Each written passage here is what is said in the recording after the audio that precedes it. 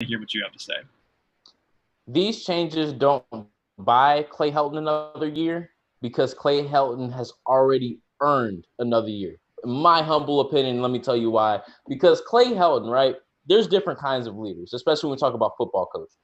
I've had coaches who are going to yell, scream, get in your face, try to kick you in the rear end to motivate you. I've had coaches that, like to do everything their way. They don't give a crap what their offensive and defensive coordinators say. That's not the type of dude that Clay Helton is. And I can respect his leadership because he's not exactly the dude that's going to strategize his way into winning. And he's not exactly the dude that's going to light a fire under his team. But he's employed people who do those things, and he's willing to let them do your job. Sometimes as a leader, what you do is you let your subordinates do what you hired them to do. And that's what I think Clay Helton's doing a remarkable job of right now. You know what? I don't know how to run an offense that's going to, tear through the Pac-12.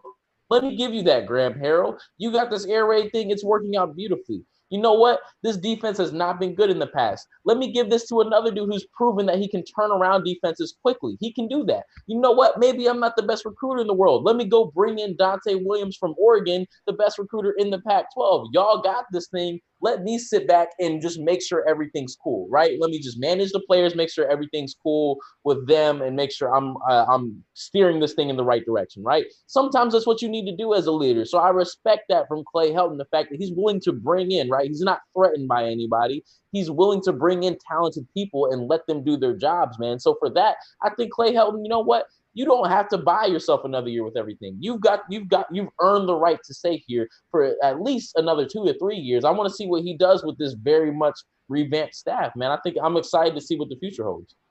Okay.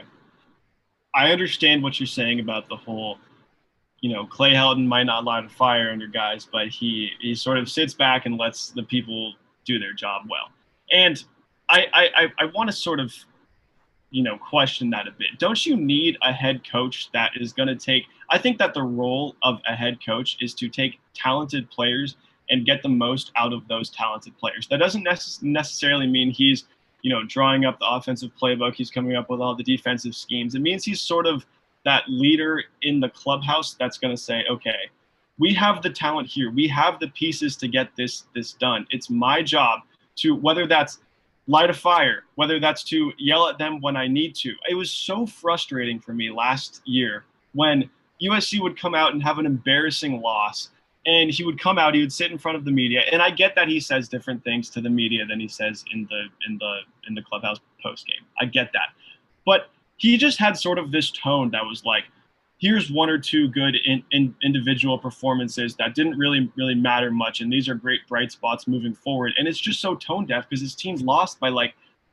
23, whatever it was, points to Oregon, and there are much bigger issues at hand that I don't think he really.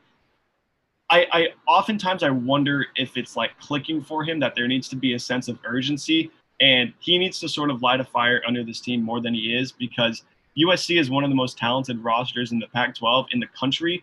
But they're not anywhere near one of the best teams, and I think that points to a lack of a head coach being able to get the most out of those players and take all that talent and turn it into production. And what does he do? You know what? I'm not the dude who's gonna light a fire under dudes. So what do I go and do? I'm gonna go hire somebody that I know is gonna light a fire under some people. I mean, have you heard what Todd Orlando's been talking about, man? I want to run these students through the ringer. I want to make sure that they struggled now so they don't have to struggle during the season.